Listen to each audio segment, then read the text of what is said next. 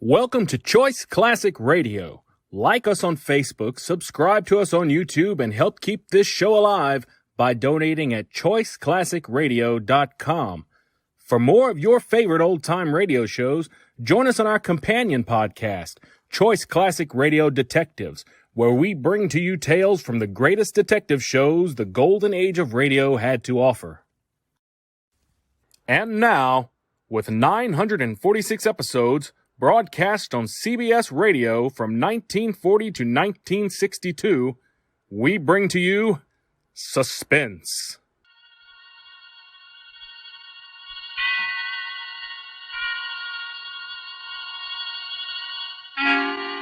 Suspense.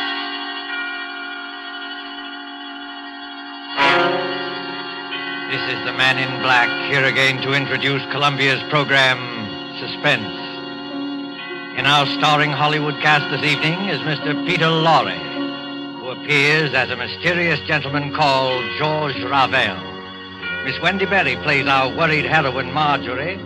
Mr. George Zuko is the lawyer, Alex Stevens. The story called The Moment of Darkness is tonight's tale of suspense. If you have been with us on these Tuesday nights, you will know that suspense is compounded of mystery and suspicion and dangerous adventure.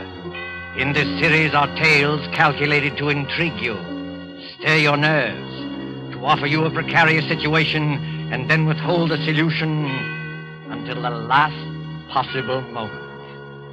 And so, with The Moment of Darkness, and with the performances of Peter Lorre, Wendy Berry, George Zuko, and our other players, we again hope to keep you in suspense.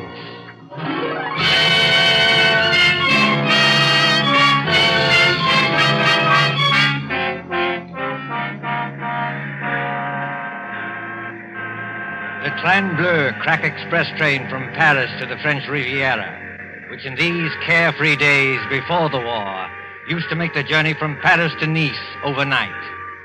At the Gare du Sud on this particular mild spring evening, the train with its glistening wagon-lits or sleeping cars waits in a station filled with smoke and the iron coughing of engines. You can hear the excited crowd and the slamming of compartment doors. You can see the guard standing by with his watch in hand, with his horn ready to blow as a signal. En voiture, messieurs les voyageurs! En voiture! À bientôt! Better get in, Emily. The train's just about ready to That start. commotion there. The last moment just before the signal, a girl in a light summer dress, carrying a small suitcase, hurries along the platform towards car number 10. The girl is blonde and evidently English, and as she hurries towards the guard... En voiture! Dépêchez-vous, mademoiselle. Hurry up, please. Oh, yes, of course.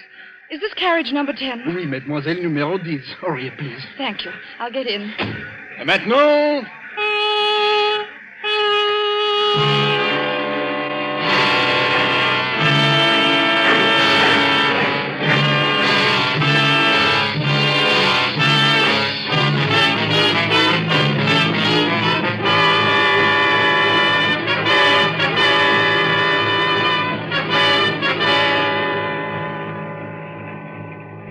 This corridor must be at least a mile long.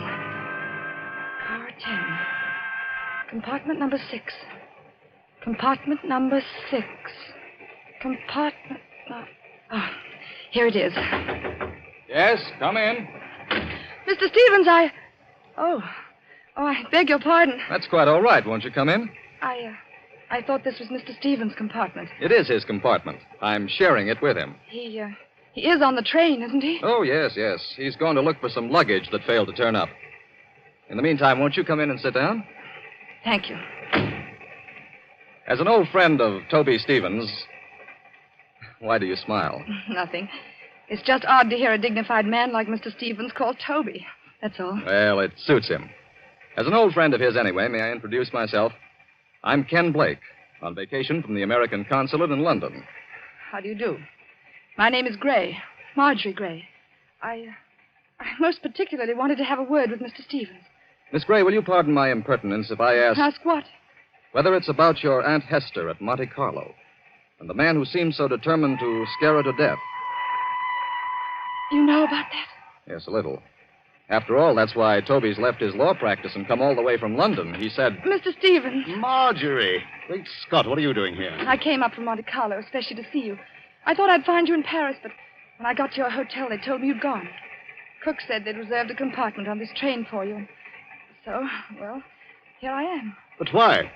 Before you see Aunt Hester, Mr. Stevens, I want to know what you meant by that letter you wrote me. I meant exactly what I said, Marjorie. I'm going to expose this faker, George Revel. Excuse me, if you two want to talk, I'll just clear out of here. Oh, no, Ken, stay where you are. Really, Mr. Stevens? You've made an impression on her, Ken. When the girl suddenly becomes thoroughly British after spending half her life on the Riviera, well, you made an impression. Don't talk like that, Toby. She won't get annoyed with you for saying it. She'll just get annoyed with me. Marjorie, this is Ken Blake. We've met, thanks. I asked him to come along with me, and for a very good reason. Indeed? Ken was for years at the American consulate in Paris. He knows all the heads of the Sûreté Générale, that's the Scotland Yard of France. And in particular, he knows the great detective Flamand, who's the chef de Sûreté.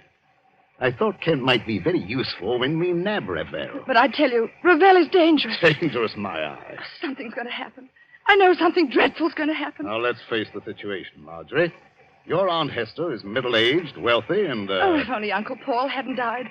He was the decentest person I ever knew. But he did die, my dear, and Hester can't be consoled. She can't eat, she can't sleep, she can't think of anything except getting in touch with his spirit. Along comes this faker Revel to give seances. I wonder if he is a faker. You're not falling for this Tommy rot, surely? Really, Mr. Blake, if I'd asked for your advice in this matter... I beg your pardon, Miss Gray. When we get to Nice, I'll take the first train back to Paris. No, wait, please. I didn't mean to be rude. It's nice of you to help us, but it's the whole atmosphere of Monte Carlo. Well, that's quite all right, my dear. We understand. Of course. There's Aunt Hester in that villa over the Mediterranean.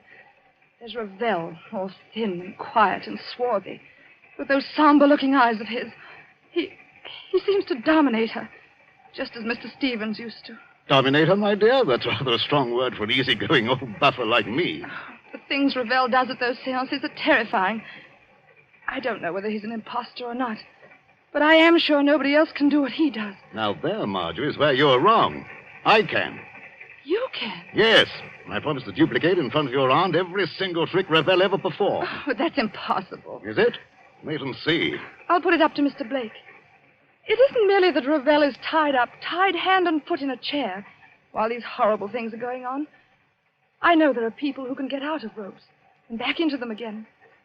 But Revel lets you take one precaution that shows there can't be any trickery. Oh? And what is that precaution? Just before the lights go out, he takes a piece of white paper. Well? He puts one under each foot. You take a pencil and draw an outline around the shoe on the paper. If he moved the millionth fraction of an inch, it would show in the outline later. But it never does. Well, look here, Toby, that's a bad one. Why does it strike you as being so funny? Because I can do it, too. Just give me a moment of darkness, that's all. You mean he gets out of his shoes or something like that? No, he could hardly get out of his shoes and back into them without disturbing the outline. Then he doesn't leave his chair after all. On the contrary, he can be all over the room. Well, how in Satan's name does he do it? My dear fellow, there's nothing simple.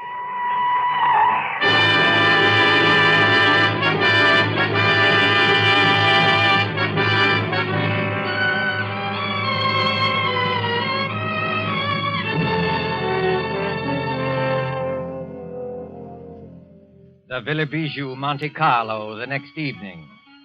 On the lighted terrace, that white villa, overlooking the olive groves and the sea, three people are seated at their ease, enjoying the night air. Below glitters the town, a white palm garden. But even its lamps are dimmed by the firework illuminations from the Promenade des Anglais. When the Principality of Monaco celebrates its ruler's birthday, great rockets go hissing upwards to burst and bloom in colored fires against a black sky.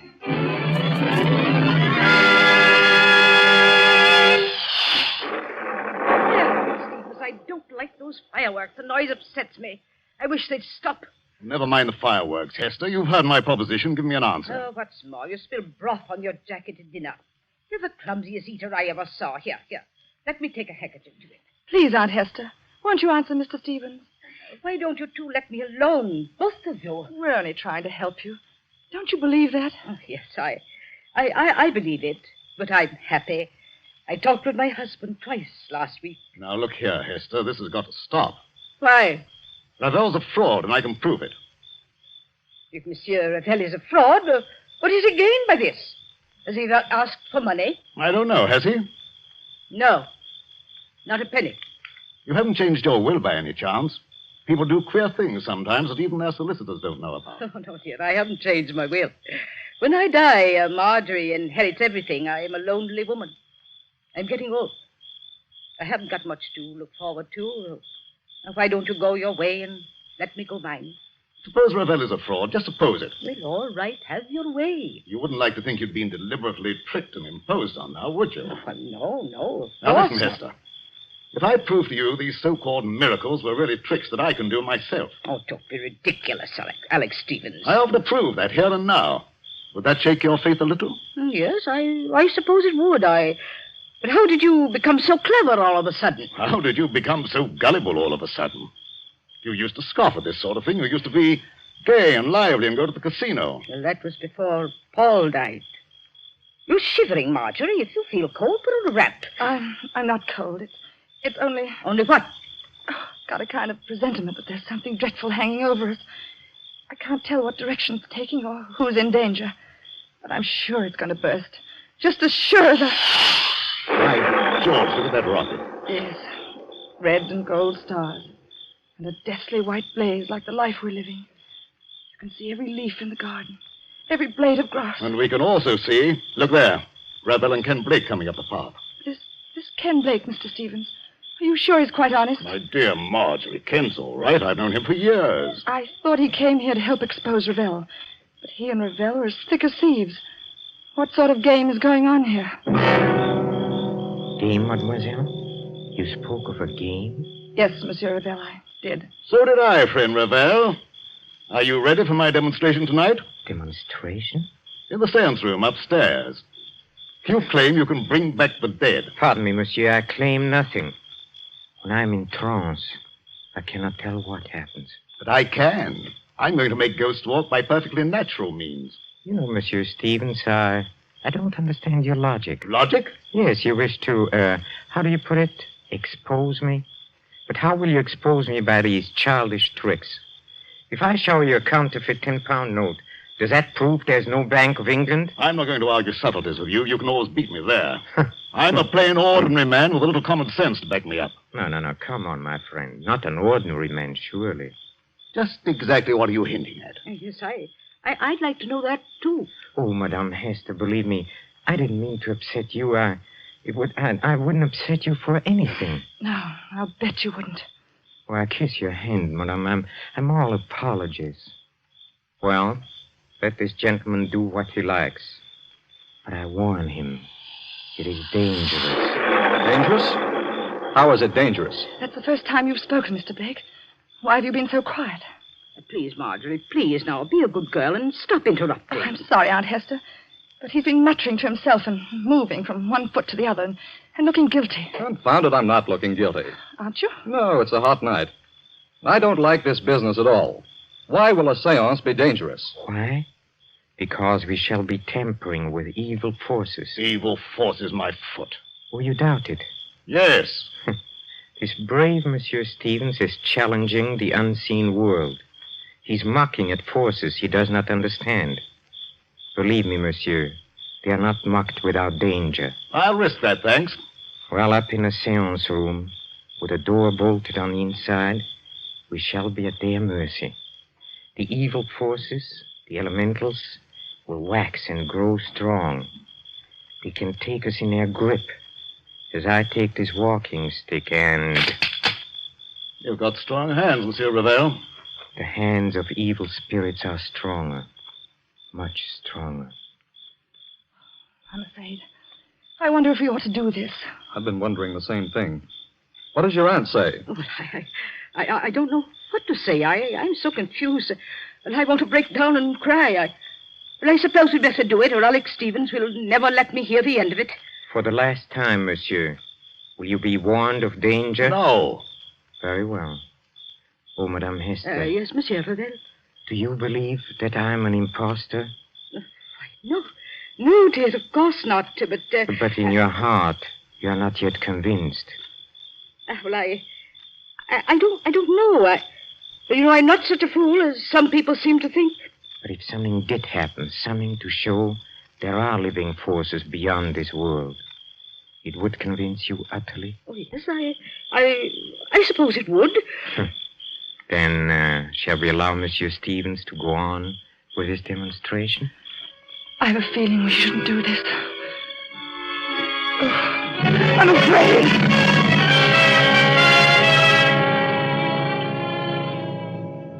Upstairs at the Villa Bijou, there is a small, bare, deeply carpeted room. Its only furniture consists of a round table, 5 chairs, and a large cabinet phonograph. There is only one door, and there are no windows. In one chair, a little way back from the table, sits Mr. Alexander Stevens. He is tied hand and foot, the outline of his shoes drawn with pencil on pieces of paper, so that he cannot move. Now then, friend Raphael. Have you quite finished tying me up? Oh, yes. Yes, and I bet you won't get out of these knots, sir. Well, we'll see about that. Are the rest of you ready? Yes, all right. Oh, dear, I wish I'd put some smelling salts in my handbag. Well, what do you want us to do now? We'll have conditions exactly as they are for Mr. Ravel. I'll sit in this chair back from the table. You 4 sit round the table, clasping hands to form a circle. All right, let's get on with it. Ken, will you start the gramophone? I believe it's customary, Mr. Ravel, to have hymns played at the beginning of a seance to establish the proper frame of mind. Yes, monsieur, that's true. You fool. What did you say? Oh, nothing, monsieur. Please continue. Start the gramophone, Ken. When you've done that, turn out the lights on that switch by the door. Then join the circle. Clasp each other's hands tightly and don't let go unless... Unless what? Well, unless something gets me. Be careful, monsieur. Go on, please. Start the gramophone. All right, here goes. Now the lights, Ken. Switch off the lights. Lights? Yes. There you are. It's pitch dark. I can't see my way back to the table. Here, Ken. Here's my hand. Thank you. Mine Thanks. on the other side, Mr. Blake. Thank you. I've got my bearings now. Are all of you clasping the hands of the next person? Then quiet and wait for what's going to happen.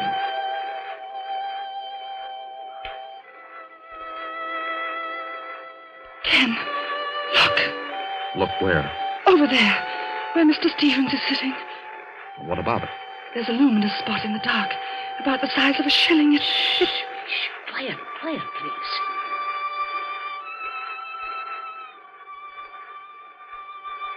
Did anything touch the back of your neck? No. What was that? It's Alex Stevens. I know it. This was not on a program, madame. Break the circle and get those lights on. The luminous spot is still there. Oh, hurry, Ken. I can't see my way in the dark. I don't know which direction the lights are. Wait a minute. Here's the wall. If I grope along here, I ought to find the switch. Yes, here it is. Lights. Quiet. Silence, mademoiselle, if you please. What's wrong with Mr. Stevens? What's that sticking out of his chest? The handle of a dagger. And a good deal of blood has soaked through his coat, too. Oh, Monsieur Blake, will you turn off this gramophone? Yes, certainly. But you're not saying that Toby Stevens is dead? I'm afraid he is, my friend. That's a direct heart wound. Perhaps 10 seconds of intense agony, and then the end. Oh, is the door still bolted from the inside? Yes. Then we are all alone, here. The 4 of us. This rash gentleman, one imagines, did not kill himself. He's too well tied up. I know who killed him. Mr. George Ravel. You did, with luminous paint. I killed him, mademoiselle? With luminous paint? I mean, that was part of the trick. You tied him up. You were the only one who touched him. And? What of that, mademoiselle? Luminous paint doesn't show up in the light. You smeared a little of it on his coat. That showed you exactly where to strike in the dark. I commend your good sense, madame. But there are 2 excellent reasons why I had nothing to do with this. The first reason I must keep to myself, but the second reason can easily be proved. Well, what is it? Well, up to the time that man screamed, you yourself were holding my right hand, and Madame Hester was holding my left hand. Did either of you let go at any time? No. No, that is, I didn't. What about you, Aunt Hester? No, Marjorie, dear. I didn't let go either. He never moved. Hold on. Wait a minute. Well, monsieur, speak up. I was holding Marjorie's hand on one side and her aunt's on the other. And they didn't move either. Nobody let go or left the circle. That's true.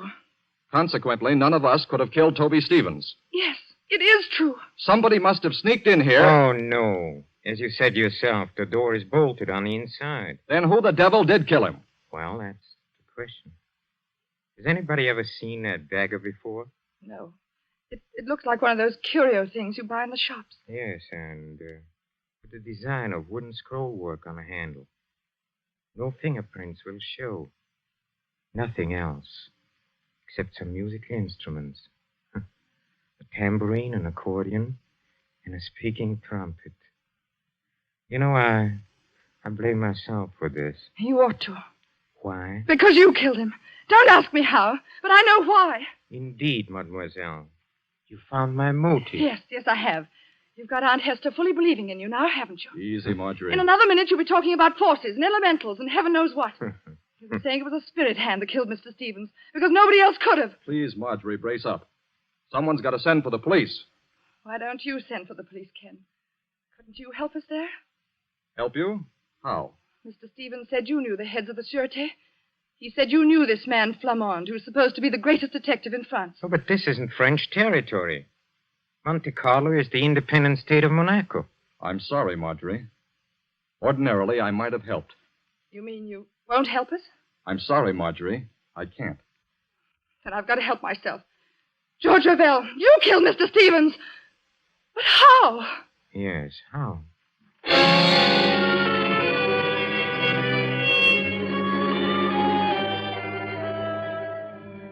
24 hours later, 24 hours of blind puzzling. In the railway station at Nice, 9 miles from Monte Carlo, the night express for Paris is already underway.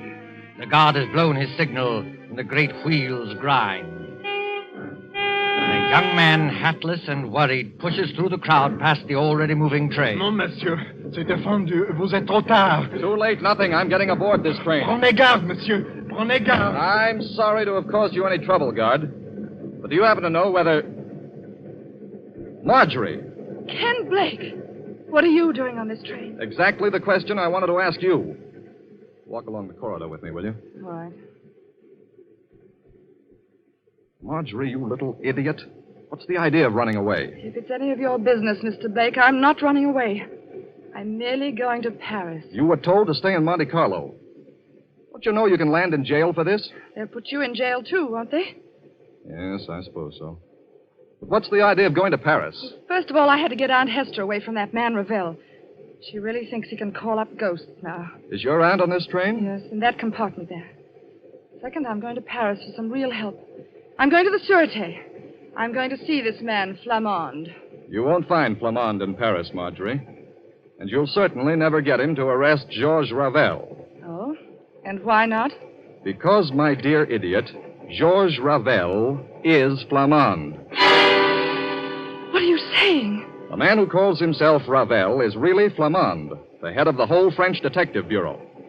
He made me promise not to tell anybody. Oh, then that's why you've been looking so guilty for 2 days. Yes, I tried to tip you off today, but the police were with us all the time. So he is a fake spiritual medium. Mr. Stevens was right about that. And I still say I'm right about the other thing. Whoever he is, Ravel killed Mr. Stevens. But how and why? Oh, I don't know. This alleged detective. Did he tell you why he was masquerading as a medium in Monte Carlo? No. All I know is that we're in one sweet mess. We've left town without permission. They'll probably stop the train and send us back in a patrol wagon. Oh, no, my friend. That won't be at all necessary. Ravel! Yes, mademoiselle. Ravel or Flamande. Well, since you know me as Ravel, call me that. You knew that I was on this train? Oh, naturally. Look here, old man. I kept quiet about you because you swore it was a matter of life and death. But will you answer a couple of questions now? Oh, with pleasure. Why did you pose as a medium? Because the Monacan government employed me to trap a murderer. So I had to work hard, undercover. All right. Why was Toby Stevens killed? Stevens was killed because he was a blackmailer. A blackmailer? Yes, mademoiselle. Does that surprise you? Yes. Oh, yes, of course. Very much. I tried to warn Stevens, but the fool wouldn't listen. And then, well, I wasn't quick enough. Stevens was murdered, of course, by one of us 4 in the seance room. Well, that's impossible. Impossible? Oh, no. The trick was baffling because of its simplicity. I'm sure you killed him. One moment, mademoiselle. Let me show you what I mean by trick baffling because it is so simple. Take, for example, the pencil outline drawn on a paper around the medium shoes. Did Stevens tell you how I did that? No. On this train 2 nights ago, he started to tell us, but... Then he just stopped in the middle of it and laughed. You see, the medium leaves his chair. Well, he makes tambourines rattle and ghost forms appear. Yet the pencil outline is not disturbed. Now, how does he manage it? Well, how does he manage it? Well, quite easily. He returns to his chair. He turns over the 2 pieces of paper. He takes another pencil and draws an outline of his shoes on the reverse side of the paper. You look at it. And imagine it's the same outline we drew. Precisely. So easily are people misled. And it was the same way with a murder. But there couldn't have been any trick about the murder. None of us left the circle. We were all clasping hands when we heard that scream. Don't you agree? Oh, yes, I agree. I can't stand this any longer. When we heard Mr. Stevens utter that horrible scream... What makes you think it was Stevens who uttered that scream? I beg your pardon. What makes you think it was Stevens who screamed? Well, wasn't it? Oh, you assumed it, yes. Well, we all assumed it. But up to that time, Stevens wasn't even hurt. Wasn't hurt? You see, the source of sound cannot be located in the dark.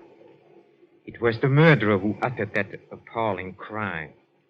In a few seconds of darkness, before the lights went on, the killer simply leaned across and drove that dagger into Stevens' chest. And you prove that?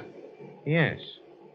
If Stevens had been hit at the time of the scream, blood would have blotted out the spot of luminous paint.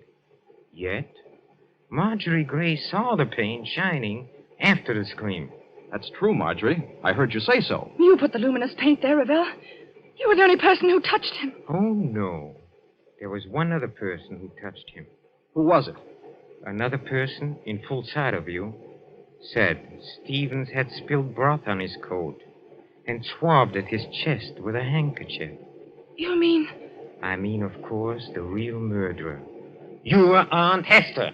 Yes, Marjorie. Your Aunt Hester. Aunt Hester! Keep back, all of you. Oh, so you managed to find the revolver. Marjorie, I poisoned your Uncle Paul. I poisoned my husband. And Alex Stevens knew it. You can't get away, madame. Keep away from that door. I never believed in spiritualism. I let myself be influenced by a medium because Alex Stevens would try to stop it. He was getting money out of me. He wanted no other influence. Don't open that door, madame. But I am opening it. Oh, Aunt Hester, don't! I told you I wasn't a fool as I looked. I had the knife in my hand. Stop her, Ken! Stop her! Well, mademoiselle, she has committed many crimes, but now she has paid for them all.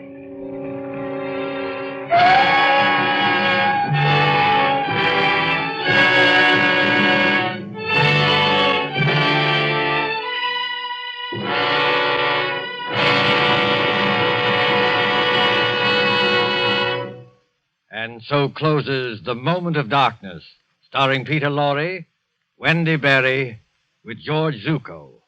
Tonight's tale of Suspense.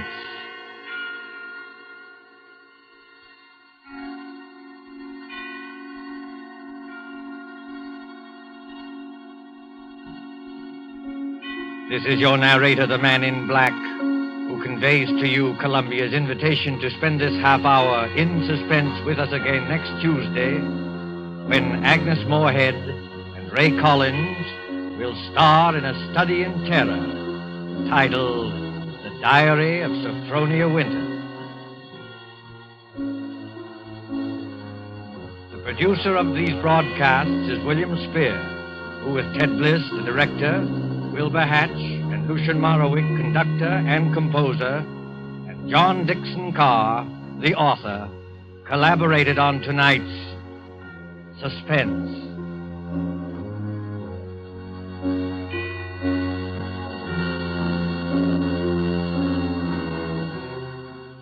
This is the Columbia Broadcasting System.